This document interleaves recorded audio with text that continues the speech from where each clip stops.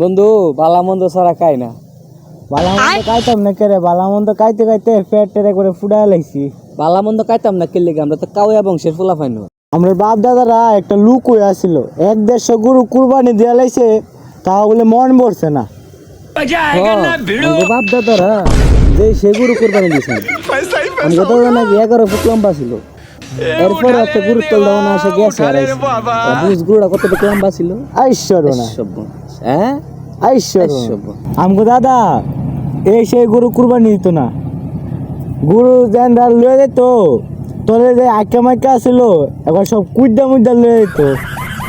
ও তো দাদার এই গপ্পটা শুনছি, আমি কোনো কাল আছে না, তো দাদা হাল লয়ে গেছিল, পরে না এটা কাল হয়ে গেছে। আইশ্বর্যনাশ। ও তোর দাদাও কম ছিল না।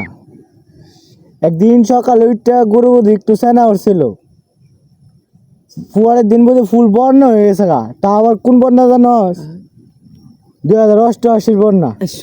আইশ্বর ও আমগো তো অত বড় বড় গরু কুরবানি দিত।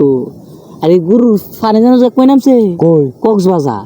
আমি কয়েকদিন আগে কক্সবাজার ঘুরতে গেছিলাম, দুধ দি গরু সেনা মতো নুনতা লাগে। আইশ্বর হ্যাঁ আইশ্বর। পরে টেলিভিশনে খবর লইলাম, লয়ে দেখলাম কইতাছে একটা বেড়াইলে গরু লইছিল, এই বেড়ার এই গরু ইলে মইতে দিছে, অতটুক পানি আছে গা, 90% পানি হইলে এই গরু। আমার একটা লুক হয়ে আসছিল, তোর দাদা বলি 11 ফুট লম্বা আসছিল, আর অনেক যুগের মানুষ 5 ফুটের বেশি লম্বা ওই না। ও দাদারা যে গরু কুরবানি দিস তো, আর অনেক যুগে মানুষ ফুল্লা গরু কুরবানি দিয়া ফেসবুকে স্টোরি মারে।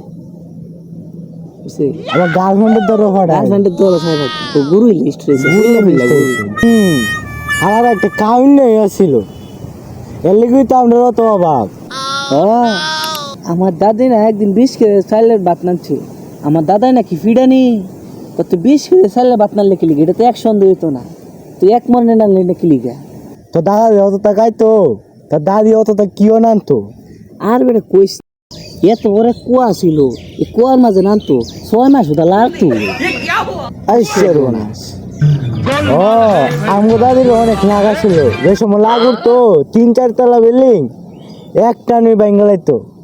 ও মানে তোর মানে আগে তোর দাদার বিল্ডিং আছিল। আগের যুগের মানুষ বহুত কথা শরীর লুকাচ্ছিল, এটা গল্প সর্বনাশ করে শেষ। চলে কি খাইছিল বেটা 8 কেজি গুছ 200 লুড়ি খাই চলে জানো গুষ্টি মাইকেতে সস দিকে লয়া কাটছে हे प्रभु हे हरि राम कृष्ण जगन्नाथ प्रेमानंद।